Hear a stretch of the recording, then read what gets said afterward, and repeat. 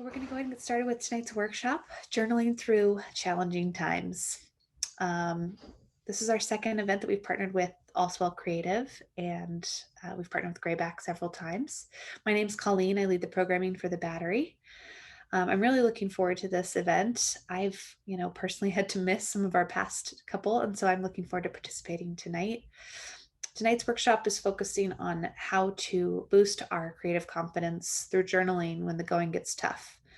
Laura is going to lead us through several writing prompts and exercises to help us process, this past year and the challenging times that inevitably will come around the next corner of our life.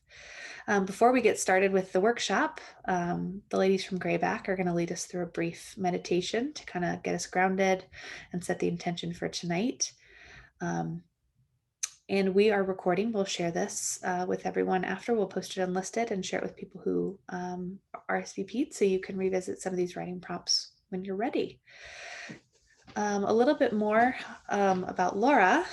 Laura launched AllSwell 7 years ago with the purpose of educating people about a wide-ranging, meaningful benefits of journaling. Since establishing AllSwell, she has changed the cultural narrative around keeping a journal and empowering individuals in the process.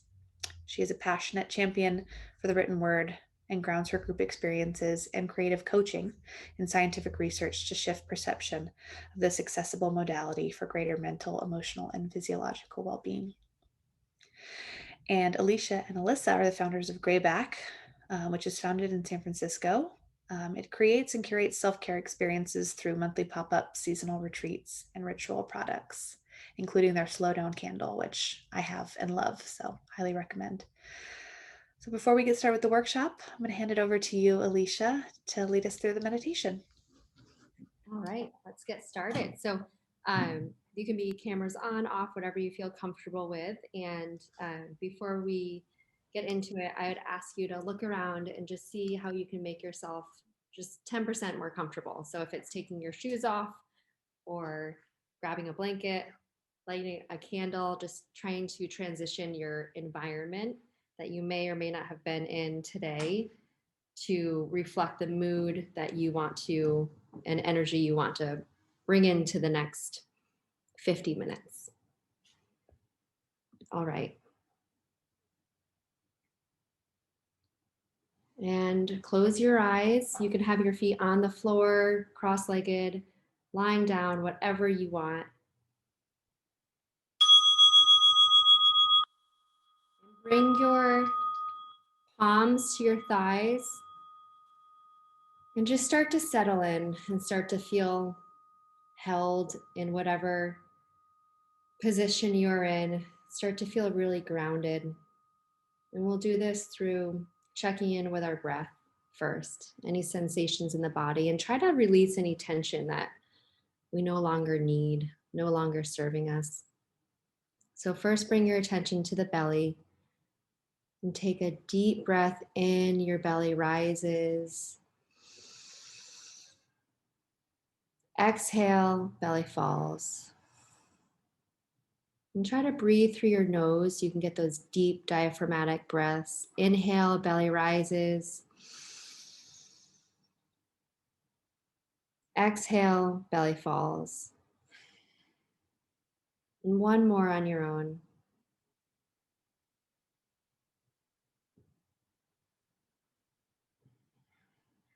And as you have your hands, your palms resting on your thighs, notice your elbows, notice your shoulders, and slowly bring your attention to your spine. Try to have an upright and energized spine. So just notice your shoulders if you're slouching over, leaning forward. Try to bring them back and down. And try to release the weight that we hold in our shoulders. At some point in the day, the shoulders start to rise a little bit and we forget that they have risen. So give yourself a couple moments of grace to release that tension. So first notice your right shoulder.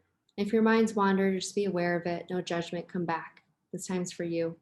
Notice your right shoulder and take a deep breath in. and out. Release any tension in that right shoulder.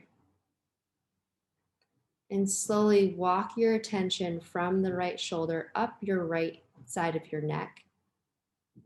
And just get curious if there's any tightness there, just at the right side of the neck. It's an odd place to think of tension, but we often hold tightness there. And take a deep breath in.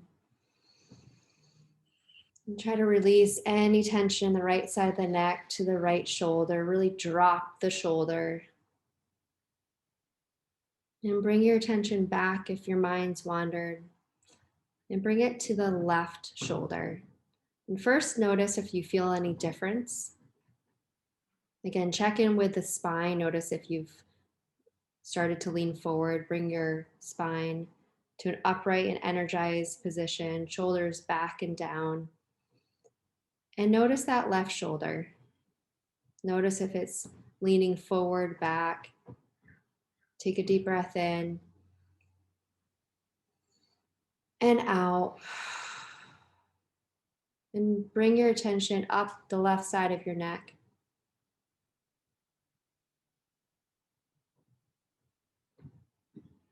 And just pause and notice, ask yourself how you've supported your body today. So if you sat a lot, did you feel this tightness? Any sensation you're feeling in your shoulders and your neck? If you felt this throughout the day, and notice if you can, or ask yourself if you can try to release that tension just for tomorrow. So bring your right hand to the left side of your head, and we're going to stretch out the left side.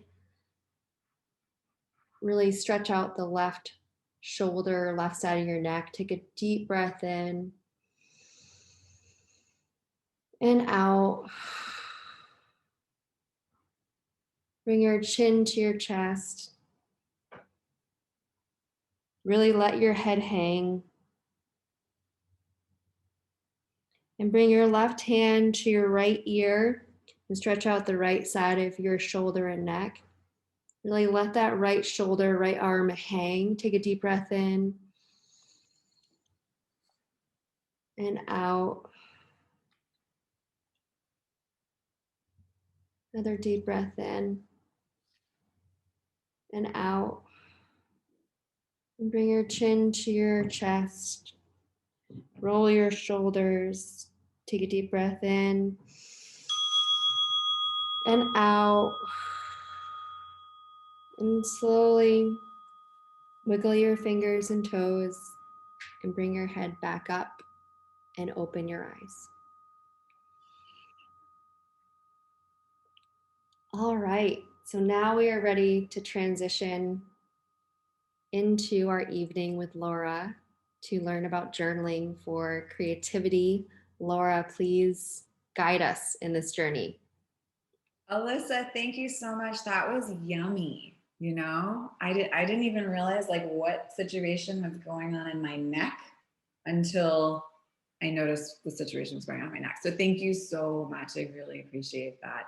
You know, I'm fortunate to often lead large scale digital workshops. And I am so excited that this is a particularly intimate evening.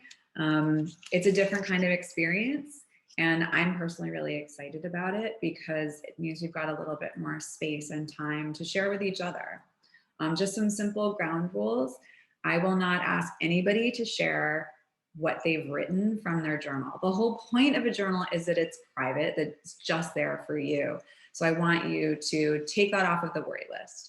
I will be asking some questions about what various writing exercises felt like for you, and I would love to have you participate. Jump in with your thoughts either in the chat or raise your hand and we'll have you participate on camera. There's no wrong way to do this. And I also want to mention that for some people who are a little shy and they think like, oh, well, I don't want to take up screen time or I don't want to take up time in the group. Actually, by sharing, you're often giving voice to something that somebody else is experiencing. So on the contrary, you are actually participating in and supporting the group by sharing your experience.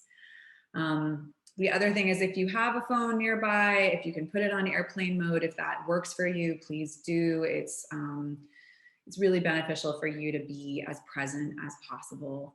And that's true for your journaling practice also. It's a good practice to start right here. Again, my name is Laura Rubin. I am delighted to be with you all this evening. Thank you very much, The Battery. Thank you, ladies of Greyback. I am so appreciative of the opportunity that you have created and given to me by inviting me into both of your communities, and I thank you very much. So I started AllSwell about 7-8 years ago now because I recognized journaling had a really bad PR problem. And I wanted to help shift the cultural narrative around it because it's more associated generally with teen girl angst scribbling than it is the mental health and emotional benefits that it actually provides. It's not really seen as this like legitimate modality. And that was 7-8 years ago. I think culture has definitely shifted a ton since then, which is exciting for me to participate in and also witness. And certainly over the last year or so, in particular, as people have been going through so much difficulty on multiple different levels on a prolonged basis, the opportunity to journal has really been incredibly important. I work with and consult with a lot of mental health professionals in the work that I do. And there's one thing that's been pretty uniform that they've all mentioned, that typically the mental health crisis following a large scale trauma actually doesn't occur during the trauma, during the traumatic event. It happens 3 to 6 or 9 months afterwards, because as we are going through something very difficult, we are marshaling all the resources we can in order to maintain our sensibilities and get through it, right? So it's often after a trauma, once things have started to normalize a little bit, that's when we often have the luxury of having an emotional response to our experience. And it's one of the reasons why this being Mental Health Awareness Month, I think it's so important to continue to have the conversation, because as things begin to normalize a little bit, and thank goodness, right? I am so excited that I get to hug my people. I am so excited that I'm going to see my family, all of it. Yes, yes, yes. But I also want to plant the seed that, as difficult as that may have been, there very well may be, either for yourself or some of your loved ones or your colleagues, that it's not really until things start to open up that that's where the experience of processing your difficulty may arise. So being aware of that may help a good deal, because if things come to the surface and you're like, well, why the heck am I worried about that now? Why am I so stressed out or depressed or whatever those things are, however they materialize? Why is that happening now? Well, you're right on time, actually. So I plant that seed in case either it's something that's helpful either for you or somebody that is within your sphere. In terms of the benefits of journaling, as I mentioned, there is a significant body of scientific research that supports how supportive this modality is, how effective this modality is. It is mentally good for you. It is emotionally good for you. It is physiologically beneficial for you. It does everything from curb PTSD, boost mood, reduce anxiety. On the physiological front, it helps boost your immunity by supporting your T lymphocytes, which is essentially the backbone of your immune system. It helps speed wound healing. It helps curb asthma. The list goes on and on. And all of this is available to you by the simple act of putting pen to paper. So I'm going to kick things off with, before we dive into our own words, some words of one of the greats, Alice Walker. And she said, and this is an excerpt from Living by the Word, and she wrote this in 1988. It is certainly no less true today. And this is one of the touchstones that I come back to during difficult times. And I'm going to read it to you. Some periods of our growth are so confusing that we don't even recognize that growth is happening. We may feel hostile or angry or weepy and hysterical, or we may feel depressed. It would never occur to us unless we stumbled on a book or a person who explained to us that we were in fact in the process of change, of actually becoming larger spiritually than we were before. Whenever we grow, we tend to feel it as a young seed must feel the weight and inertia of the earth as it seeks to break out of its shell on its way to becoming a plant. Often the feeling is anything but pleasant, but what is most unpleasant is the not knowing what is happening. Those long periods when something inside ourselves seems to be waiting, holding its breath, unsure about what the next step should be, eventually become the periods we wait for it is in those periods that we realize that we are being prepared for the next phase of our life, and that, in all probability, a new level of the personality is about to be revealed. Isn't that beautiful? And this concept that as we're going through this extreme discomfort, as we're going through these difficult times, and we are having this experience, actually, it's a harbinger of growth. And so, personally, that brings me a tremendous amount of comfort, because it's like, oh yeah, gosh, this is uncomfortable, but I know what this is. I know what this is called. I know what it looks like to get up through to the other side. It's called growth. And another little quote for you by Pema Chodron. This is from an incredible book called When Things Fall Apart, Hard Advice for Difficult Times. And I read this book the year it came out in 1996. I reread this book in 2020. It's incredible.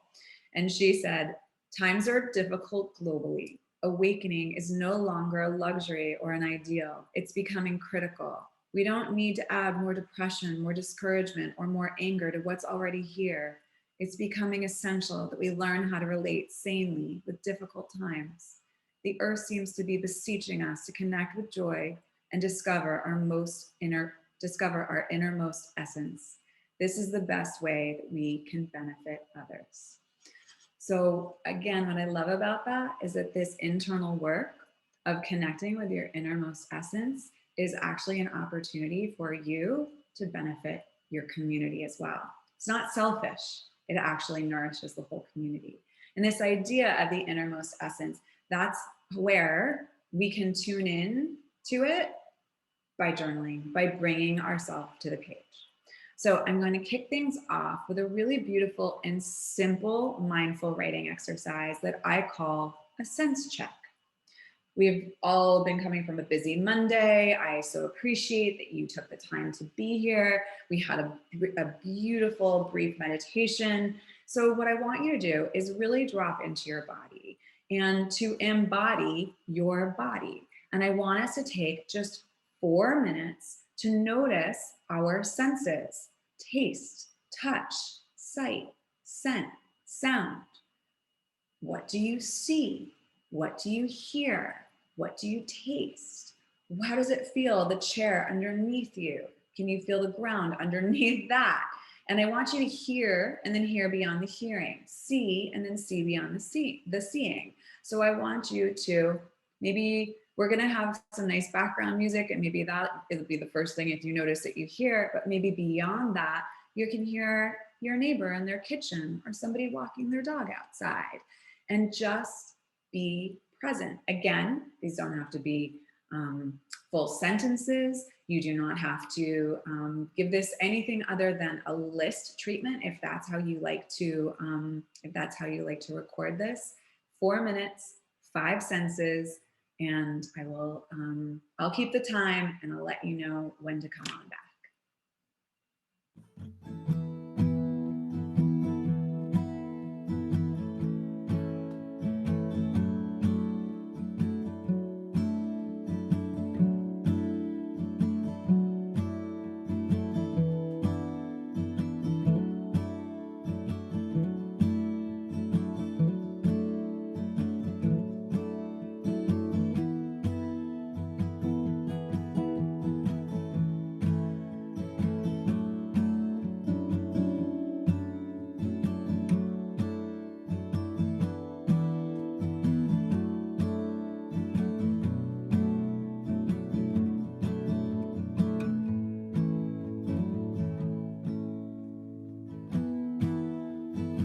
Witness my excavation to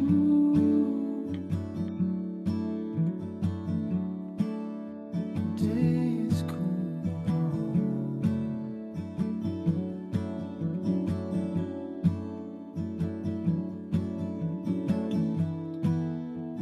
Everything that happens is from now.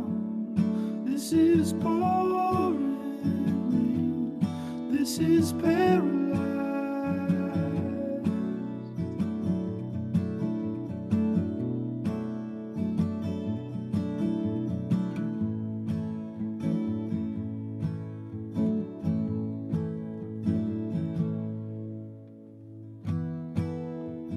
I keep throwing it down to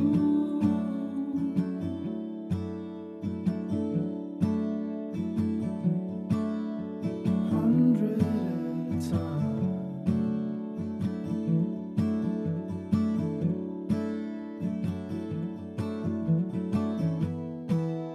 It's hard to find it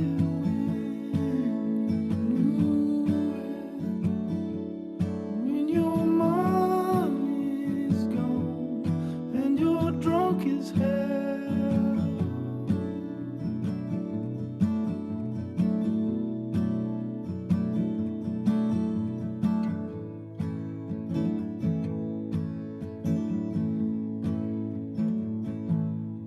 On your back with the wrecks as the stacks you low. On your back with the wrecks and the stacks you low. On your back with the wrecks and the stacking you low.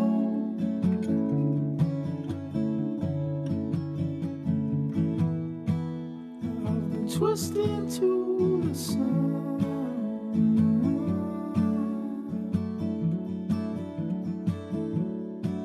I needed to replace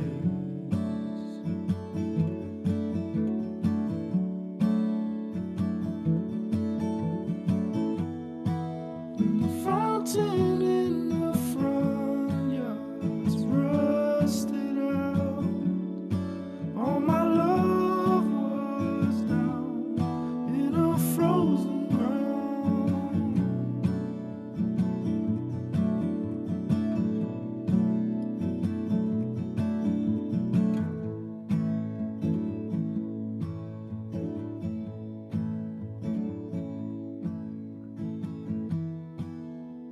There's a black crow sitting across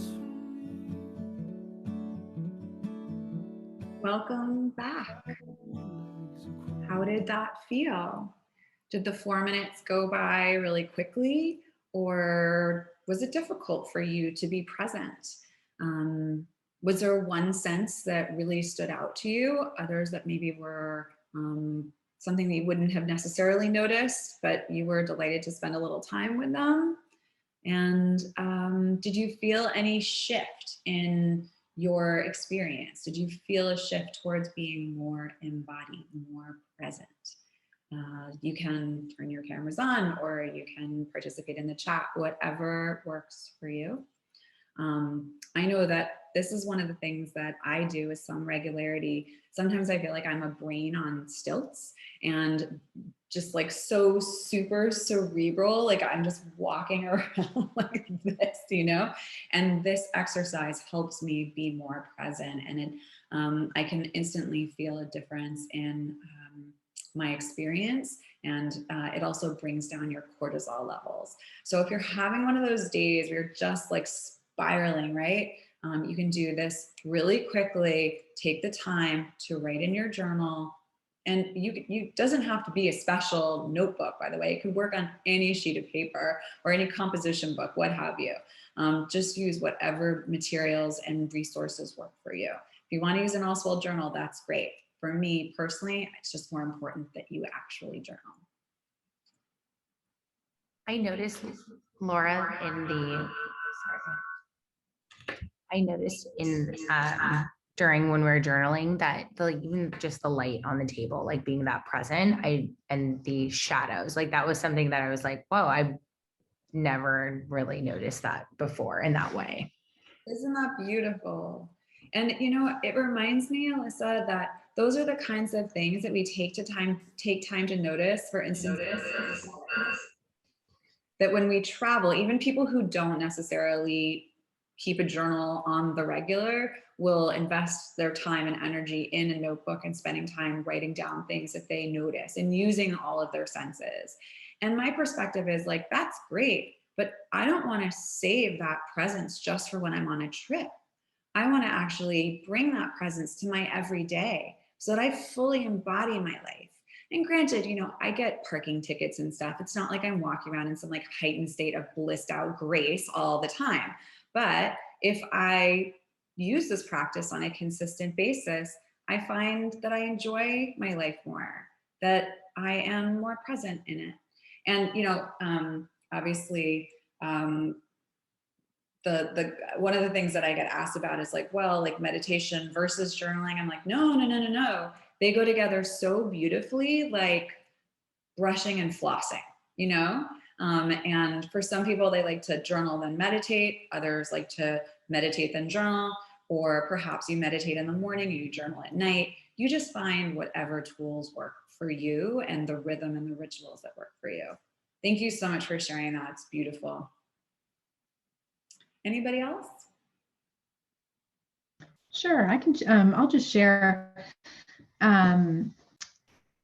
I am working at my desk where I now work, obviously from home, and so it's got all my work stuff, which is generally more on the stress-inducing side. But it's also where my son had been doing second grade before he went back to school, so it's also got sort of a mix of, you know, his chewed up markers and colored pens and leftover little Legos. And even though I sit here all day, I don't really see his stuff as much during my busy day. And it's sort of just, it was like a very nice reminder of the other part of my life and seeing that it's all, you know, it's all surrounding me. And if I look, it's there. So yeah, so that was just a nice reminder of things that matter to me that are sometimes right in front of me, but I don't always see. Oh, Sarah, thank you for sharing that. I think it's a beautiful metaphor, you know, for all of us, really, being able to take the time to notice things. And that is a big piece of that observational experience of journaling, where we do actually document our experience to some degree, that it slows it down, brings you into the present, and gives you that opportunity to just notice. And noticing is an art form, you know, it really is. And to be able to, again, like employ all five senses. I should also mention that I did this exercise in a workshop for 29-year-old girls. It was amazing. And they schooled me. They said, well, what about the sixth sense? Like, why are we leaving the sixth sense out? I'm like, ladies, you are correct. 100%. Let's use the sixth sense. And you can add that in terms of your intuition, right? What is your intuition telling you?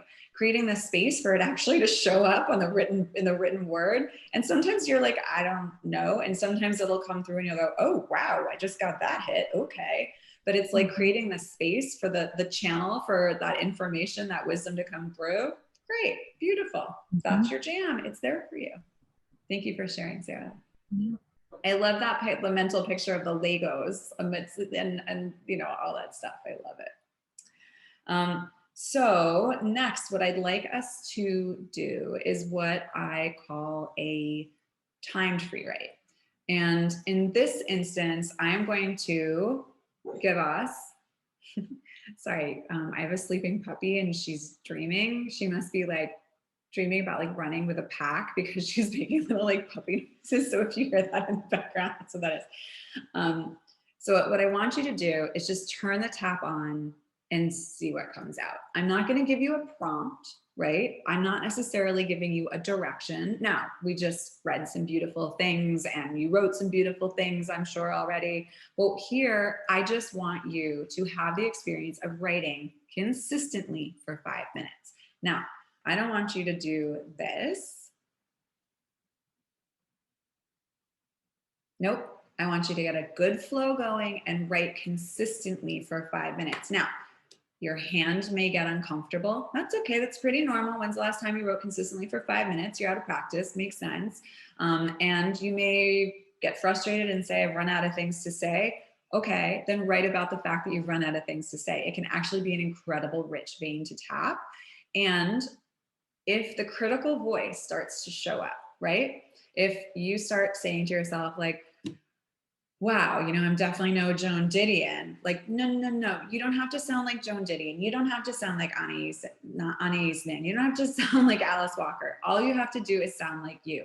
Remember, there is no third party reader. Nobody is ever going to see this. Grammar doesn't count. Punctuation doesn't count. The quality of your handwriting isn't even important. You don't necessarily have to even go back and read it if you don't want to. It is so much more about the catharsis and the experience of expressing yourself in this instance than it is anything else. And if you hear that critical voice show up, which it may, just go, oh, right, there it is. Okay, Laura said that it might happen, and just keep going, just proceed. Okay, any questions? Great, okay, 5 minutes. I'll keep the time for us.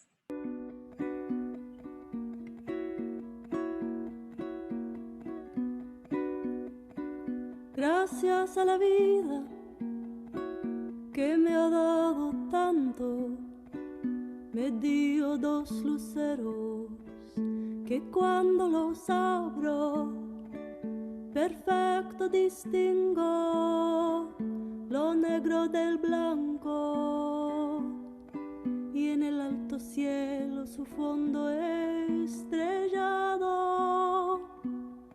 y en las multitudes el hombre que yo amo. Gracias a la vida que me ha dado tanto, me ha dado el sonido y el abecedario, con él las palabras que pienso y declaro. Madre, amigo, hermano y luz alumbrando la ruta del alma del que estoy amando. Gracias a la vida que me ha dado tanto, me ha dado la marcha de mis pies cansados, con ellos anduve ciudades y charcos, playas y desiertos, montañas y llanos, y la casa tuya, tu calle y tu patio.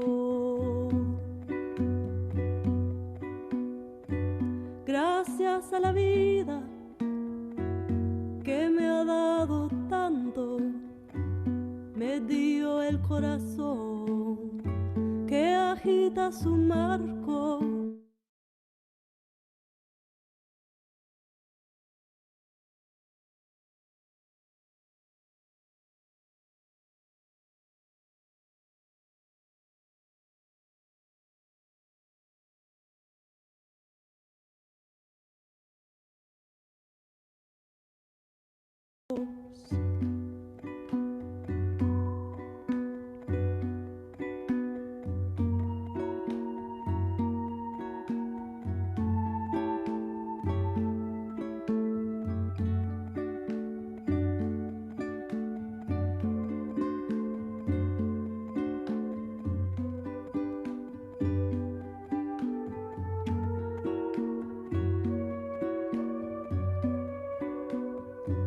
Gracias a la vida que me ha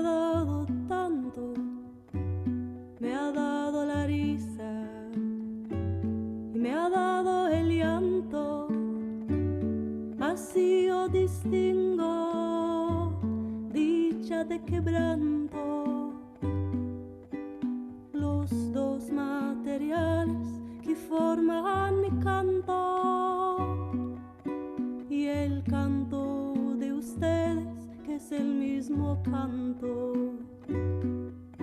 y el canto de todos que es mi propio canto. Gracias a la vida que me ha dado tanto.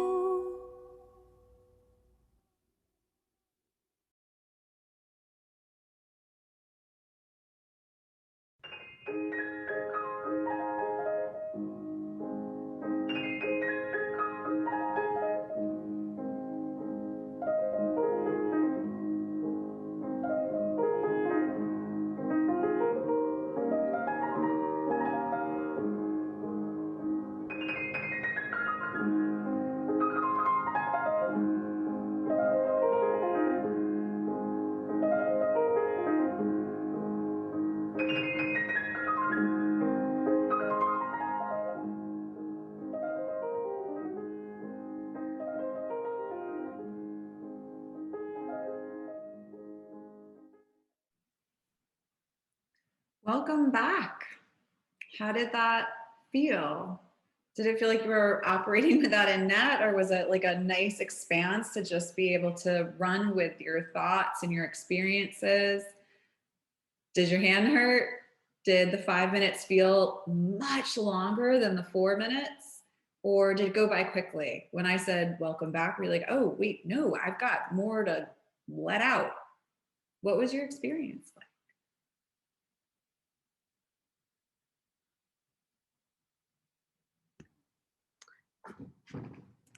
So I definitely, it felt long, but in an amazing way. And I had so much more. And I got from a kind of like to-do list, just random things in my mind, to a much more calm, future focused, like state of being in my words. I kind of went into the future, and it kind of turned into like more of a gratitude moment. Beautiful. Yeah. And my hand hurts. Which is typical. So this idea of a timed free write is I find really useful, as long as, again, like you're if you set the time, use airplane mode, right? Otherwise you're getting all the beeps and the notifications, and it can be like, you know, all the diversions. But what I find is that if I give myself the space to fill, I may push past the usual stuff, and there's more underneath, right? But if I don't set the space and invite the opportunity to fill all of it, then I might just write a couple lines and then go on my day, right? And by the way, there's nothing wrong with that. But by creating that bracket, I fill it. And often what comes to the surface is surprising. I'm like, oh, I didn't know that was there. Wow, okay, all right, that's going on. Great to know that's happening. Or something will come through where I'm like, yeah, right, I do feel that way. But it's not from the first couple of minutes, it tends to be after that. And so that's why the timed free write is so helpful. Also, it helps you better understand, like for some people, they think that they have to sit down and write for 20 minutes. And that's simply just not the case in terms of the studies that I've read. It's more about doing it consistently. And even if it's just for 4 or 5 minutes, 4 to 5 times a week, that totally counts. I have a practice that I recommend for people who are really like, I don't have time. I don't know how to get started. I tell them 4 by 4 by 4. Try to journal 4 minutes a day. Try to stick with it 4 days a week and see if you can roll for 4 weeks. And if you fall off the wagon, please, no journaling guilt. Just come back to it. And I don't mean you have to like restart the timer. Just come back to the practice, because the last thing that any of us need is like more self-care guilt. Like that is not a thing. We already feel guilty about what we eat or what we don't eat or the water we drink or no. Journaling is not something that you need to feel guilty about.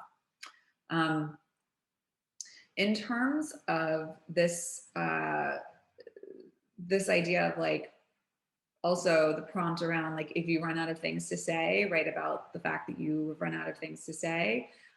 Generally, when you are confronted with that, it's actually a really, really important piece of wisdom, because it means that like you're not expressing yourself. Yeah. So by giving yourself that extended period of time, whether it's 4, 5, 10 minutes, what have you, and if that's what comes up, like, God, this is so frustrating. This is so annoying. I don't have anything to say. I don't have the time to do this. Oh, wait, I don't have 5 minutes to take care of myself, right? It's those kinds of profound moments of awareness that have come to me through this practice. Anybody else about their experience? Okay, well, Alicia, thank you. Wait, Sarah, did you have something that you wanted to share? No, I was going to share, but then my dog started barking super loud, so I'm going to let him out. You keep going. Dogs are welcome here. Dogs are welcome. I just wish they could hold a pen.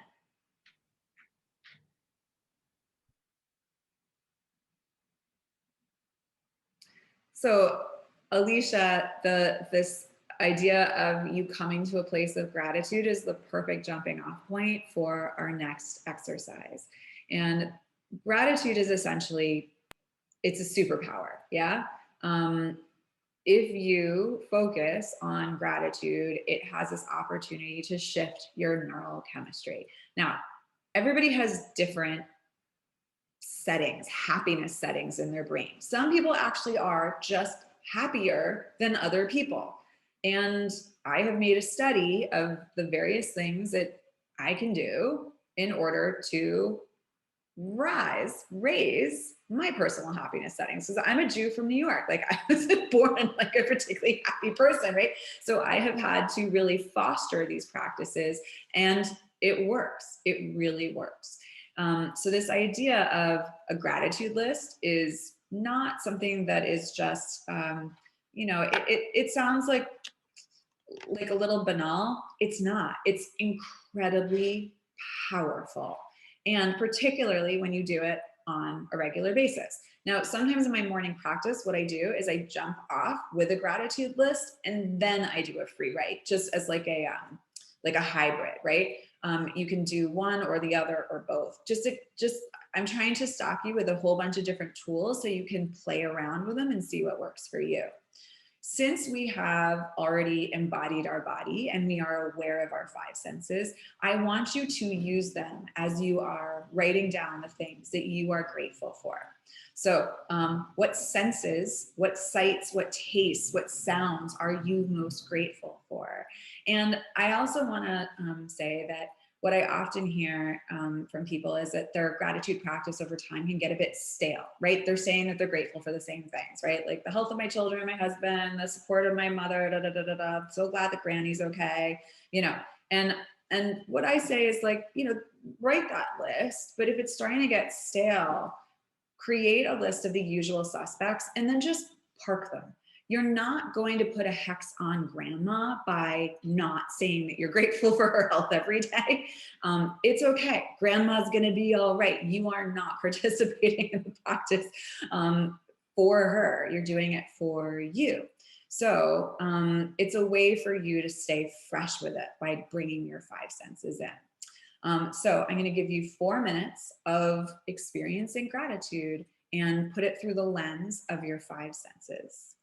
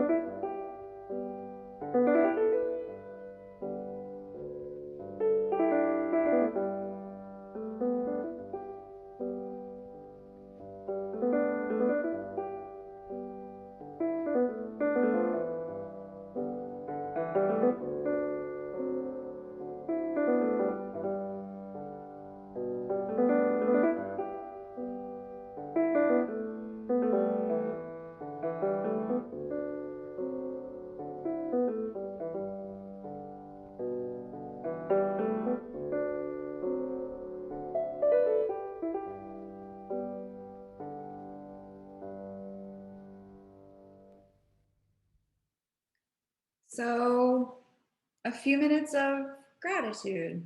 How did it feel? Were there things that came to the surface that you were surprised about?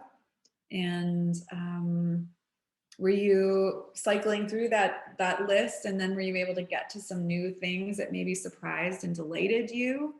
And how did it feel? I can share, sure. Yeah, so I do a nightly gratitude and appreciation practice, and I have been struggling to come up with things lately, which makes me go like, oh, why am I not grateful? But it's true that you just kind of, you've reused all the same things. And I did find that prompt of just like giving me a framework to grab new things was really helpful.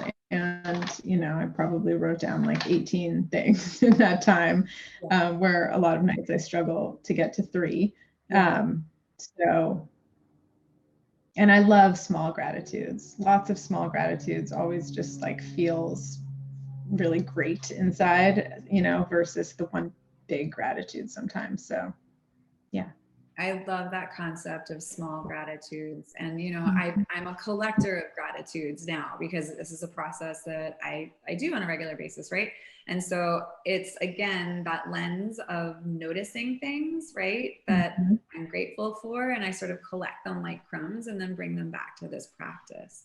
And it's such a healthy lens, right, to be operating in. And again, like, it's not that, I'm in this heightened state of grace all the time, but it helps shift things. And it actually does, if you do it on a consistent basis, change your chemistry. So thank you so much for sharing that. I really appreciate that. It's just beautiful. Anybody else? I was going to share something that I notice when I sit down and do a gratitude list like this is that ultimately I get down to gratitude for myself, which is not something that I find that I'm practicing or feeling regularly during the day. And so it's such a nice gift that when you sit and make the time, and like you said, put the usual suspects on the shelf, you can see so much more gratitude for what you're doing, like in your daily life, and how that's amazing to you every day. And that feels really good. Colleen, thank you so much. That is like, if I could hope for one person to feel one thing, it would be that,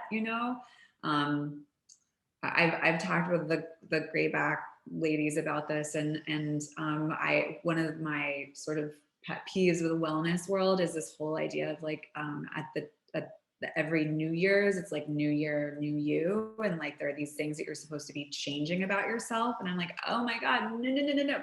Like, the bedrock should be radical self-worth, right? And so instead, what I try to instill within my community is, why don't we take this opportunity to celebrate ourselves exactly as we are, all the imperfections included, right? Because that idea of self-worth and self-love, right, is so potent, and it's where all good decision making comes from, really. And it's this misnomer culturally that like self-worth is confused with narcissism. No, totally different things. And one of the things that I try to do, instead of writing resolutions over New Year's, I actually sit down and I write things that I like about myself. That's how I start my year. That's how I try to change the setting. Like, okay, all right, all right, I made it to 20. That was tough. All right, I'm going to force myself to get to 30. And some people, they have a hard time getting to 5, right? Which just means how much more they need to do that particular kind of work. So Colleen, thank you so much for bringing that up. I'm really, really delighted that you had that experience. So I want to move on. We've got one more writing exercise, and I think this is going to be, I've sort of tried to step it. So we sort of stretched before we jogged and jogged before we ran. And this is going to be maybe a little more challenging, or perhaps you're going to love it, right? So we've done a couple of list exercises, noticing, experiencing, gratitude, just turning the tap on and seeing what's there. This time I'm going to give you a prompt, right? And I'm going to give you some context for that prompt. And again, this goes back to a lot of the conversations that I've been having with mental health professionals about our current state, right? And I have a quote for you from Nancy Kostokian, who's a director of Harvard's Office of Work Life. And she said, how one integrates all experiences, including those that are profoundly adverse, and recovers from them and even grows, is what is sometimes called post-traumatic growth. That is one of those beautiful markers, I believe, of resilience. And so this term, resilience, is really key within the mental health world as it's related to trauma and difficulty. And the 5 essential components of resilience are optimism, mental agility, self-awareness, self-regulation, and connection. So I ask you to spend, we're going to go a little bit over. I'm going to ask you to spend 3 minutes writing about what does resilience mean to you? How can you foster resilience in your life? And what else can you do, whether it's leaning on others or what have you, to support your resilience? And I'm going to write those 5 essential components in the chat, and so that you guys have them to refer to. And we will start writing now.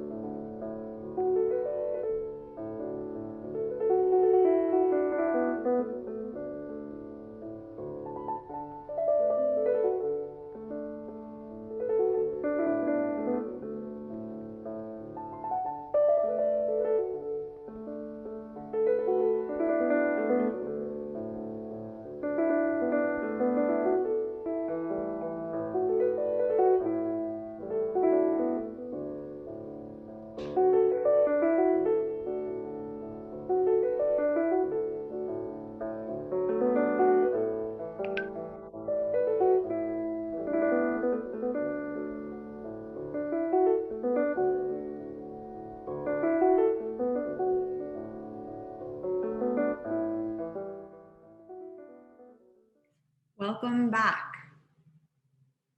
I recognize that was a little bit more directed and perhaps a little bit more conceptual And I really want you to have this concept of resilience as a touchstone for yourself as you walk through the coming weeks and months, because it's something that truly is what the mental health world is saying will guide us through. And as you explore what resilience means to you, and you can even write an action plan for yourself in your journal about the various different ways that you can foster resilience, and also how you can help those in your life by supporting their resilience. But first and foremost, it's about you, right? It's what Pema was saying, like to help oneself actually is helping one's community. So first and foremost, help yourself. Deborah Kaysen from the Stanford Medicine Department of Psychiatry and Behavioral Science said, "It is also important to remember, though, that most people are resilient. That means that for many people, although they are distressed now, that does not mean that these reactions are likely to be chronic. It's also important to remember that resilience isn't a trait. It isn't something we either have or don't have. Resilience is something we can acquire, especially if we are able to use more helpful coping strategies when we are faced with stressors or traumas." So that idea of, okay, well, you're not stuck with what you got. You can actually foster more resilience for yourself in your life, is something that I hope will provide you with, as you journal through difficult times, a sense of optimism and really sort of a way through. Thank you all so much for spending this time with me. I'm honored by your presence. I'm honored by the fact that you are choosing to spend your time this way. Thank you, thank you, thank you. I'm going to just quickly close with one quote from Camus, who you may have heard this before, but it's no less relevant and no more beautiful than it is right now in this moment. And he said, "My dear, in the midst of hate, I found there was within me an invincible love. In the midst of tears, I found there was within me an invincible smile. In the midst of chaos, I found there was within me an invincible calm. I realized through it all that in the midst of winter, I found there was within me, there lay an invincible summer." And that makes me happy, for it says that no matter how hard the world pushes against me, within me, there's something stronger, something better, pushing right back. So I hope that you will channel and tune into that invincible summer within. And I thank you all so much for your presence. Thank you so much, Laura. That was wonderful. Thank you, thank you. And if you have any sort of speed bumps along the way, I personally answer every DM on the AllSwell Instagram channel, which is just at AllSwell. Cool. Thank you. Thank you so much. Thanks, Laura. Bye. Thank you, ladies. Everyone have a great night and a good week. You too. Bye.